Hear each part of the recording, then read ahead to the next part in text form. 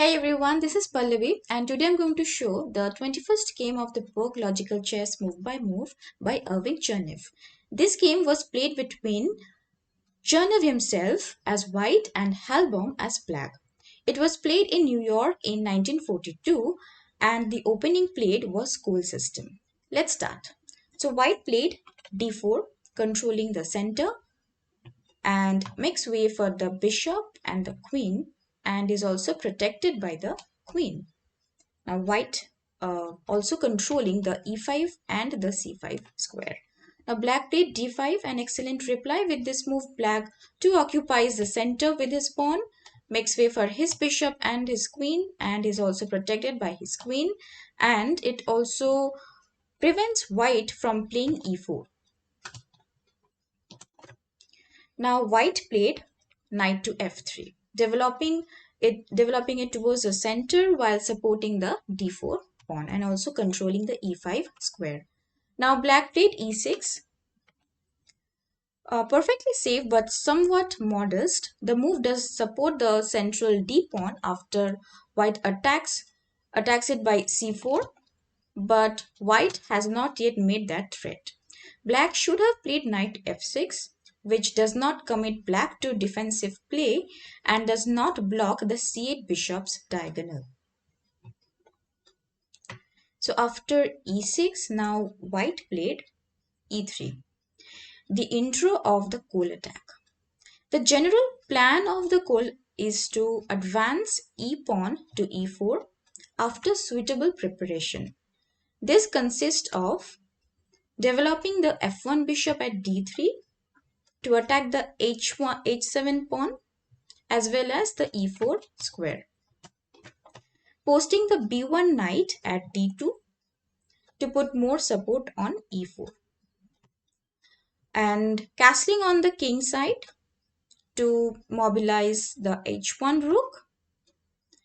Developing the queen at e2 and or the rook at e1 to add further support to the e4 square. And then advancing the e4 pawn push. Now after e3, now black played c5. This thrust at the pawn center is practically compulsory for black in queen's pawn openings. Some important points to remember: black must fight for an equal share of the center. Black must dispute possession of the important squares. Now white played c3, supporting white's center and making ready for bishop d3 since it prepares to the retreat square c2 in case black attacks with c4, and then white can retreat at c2. Now black played knight to f6. All development should be conducted with a view to the effect on the center. So the knight is now developed towards the center. A plausible move instead of knight f6 is the advance c4 to prevent white from playing bishop d3, but this kind of move must be avoided. It is an error in strategy as it relaxes the pressure on white's d pawn. It is important to keep the pawn position in the center fluid, maintain pressure on white's d pawn in the center, and retain the option of exchanging pawns in the center. So after knight f6, now white played bishop to d3. Off the back rank controls the b1 and h7 diagonal, leading to black's king side, and bears down on the key e4 square where the break will come. Also makes way for castle. Now black played knight to c6, develops towards the center. Black has an eye to freeing his game by an early e5. A good alternative is knight b d7 in order to recapture with the knight instead of with the bishop if white captures d takes c5. So after knight c6, now white played knight b d2. Looks unnatural as the knight seems awkwardly placed and blocks the path of the c1 bishop. In reality, the knight performs its two assigned tasks, which is it gets into the game and it also lends support to the critical point, which is e4. Now black played bishop e7, develops the bishop closer to home for defense of the king. Now white played castle, castling as early as possible for king safety and the activation of h1 rook. Black also played castle, king safety. Now white played queen e2, a perfect spot for the queen in nearly every form of queen's pawn opening. The queen supports the contemplated advance of the e4 pawn and will add a great deal of weight to the consequent attack. Instead of queen e2, had white played e4 directly, that's a bad move because d takes e4, knight takes e4, and then c takes d4. If knight takes f6 check, and then bishop takes f6, and c takes d4, and knight takes d4, and wins black a pawn. And after e4 and d takes e4, knight takes e4, c takes d4, and instead of knight takes f6, if white captures c takes d4, then black can also capture knight takes d4, knight takes f6 check, and bishop takes f6. Still, black is winning a pawn. So that's why white did not play pawn to e4. Instead, he played queen to e2, giving more support to the pawn. Now black played rook e8. Rooks must seize open files or files likely to be opened. Now white played d takes c5. A good move. Now black will have to waste a move in recapturing the pawn with bishop, which has moved once. This bishop needed for the defense of the king side will find itself on the wrong side of the board, and at c5 will stand unprotected and subject to a surprise attack. While white's knight at d2 will gain a tempo later by moving to b3, where it will threaten to attack that bishop on c5, while simultaneously clearing a way for his c1 bishop. In the ending, if it comes to that, white will have the favorable arrangement of 3 pawns to 2 on the queen side. So after d takes c5, black played bishop takes c5, black must recapture or be a pawn down. Now white played e4, a good move, the key move in the Colle attack. It is the forcible break which releases all the fury of the pent up pieces. Now black played e5, prevents white's e5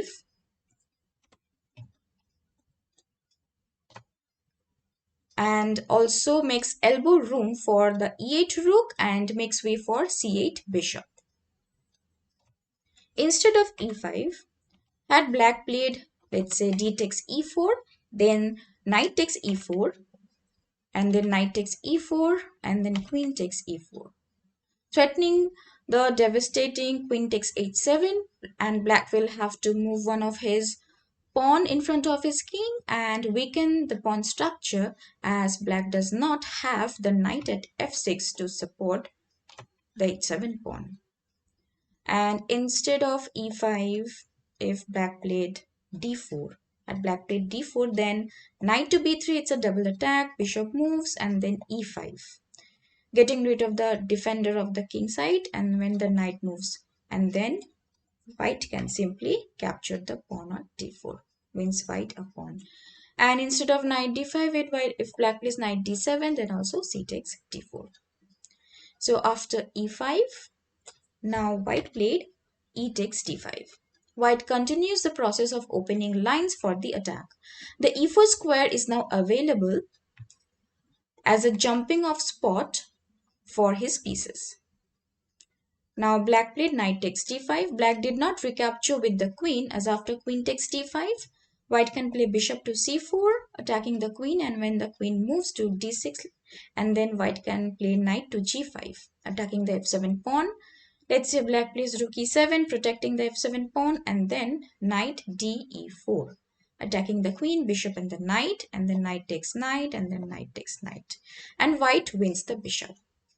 And after queen takes d5, bishop c4, queen d6, knight g5, If here black plays bishop to e6, then white can simply capture knight takes e6 and f takes e6, leaves black with doubled isolated pawns. Now after knight takes d5, now white played knight b3, gaining a tempo by the attack on the exposed bishop, and the c1 bishop is now free to move. And now black played queen to b6. It is true that the queen has made a developing move and that the bishop is now protected, but other factors appear in the reckoning. Black's king side lacks pieces for defense, and his knight at d5 is loose. Instead of queen b6, bishop b6 was better, as it still maintains the diagonal. After queen b6, now white played a good move. Bishop takes h7, check. Such opportunities must be seized at once before the opponent has a chance to catch his breath. Now black captured king takes h7. Refusing to capture the pawn would be worse because the bishop can run away or stay put while the attack continues with queen c4. Let's say, for example, king f8 and then queen c4, and the queen pounces on the stranded pieces in the center. So after king takes h7, now white played queen e4 check. With means of a double attack, white regains his piece with an extra pawn.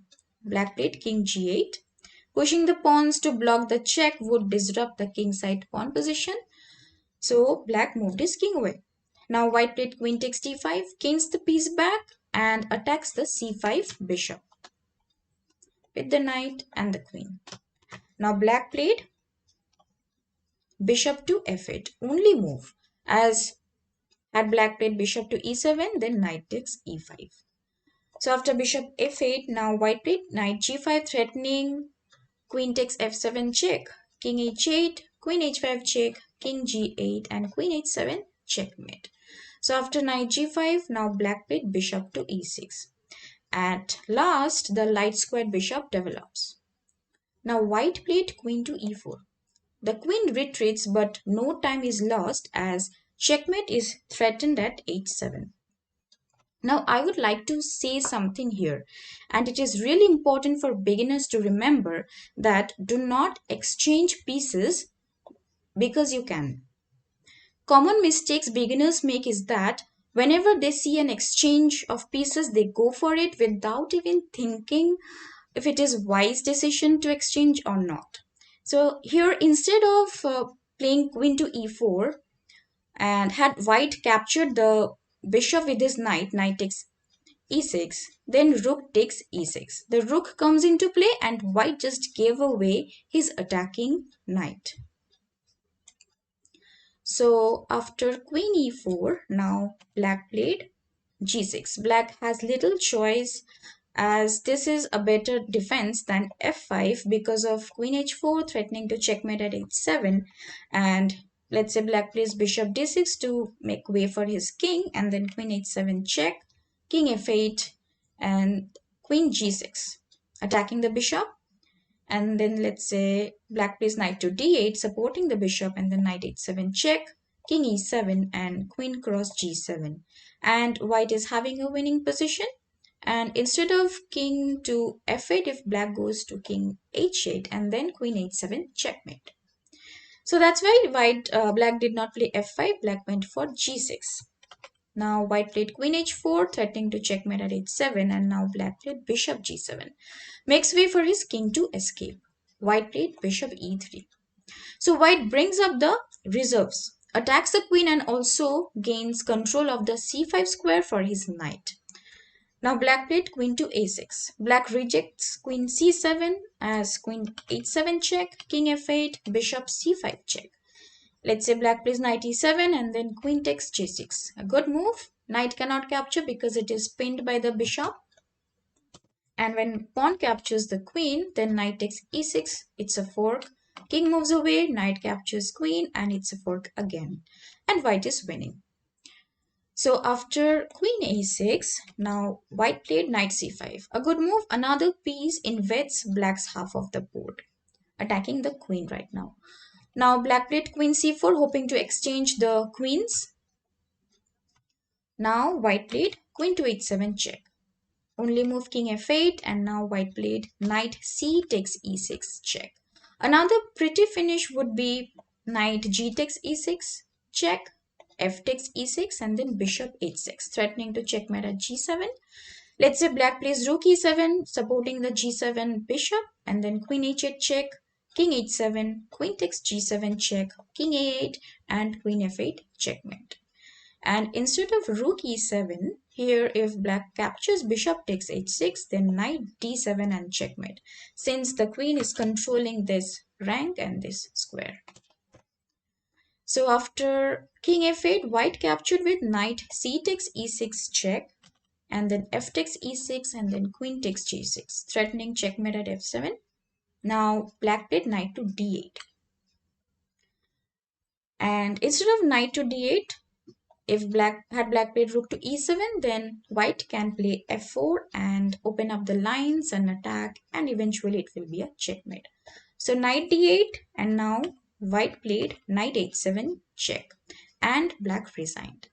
A flashy win would have been f4 to open up the f file. Let's say black blocks it, e4, and then f5, again trying to open up the f file. Again, if black plays e5, then f6 attacking the bishop, and when the bishop moves away, then knight h7 checkmate. So after knight h7 check, black resigned. Let's say if had black continued by playing king g8, then knight f6 check, king f8, and queen takes e8 and checkmate. And instead of king f8, if black goes to king h8, and then queen h7 checkmate.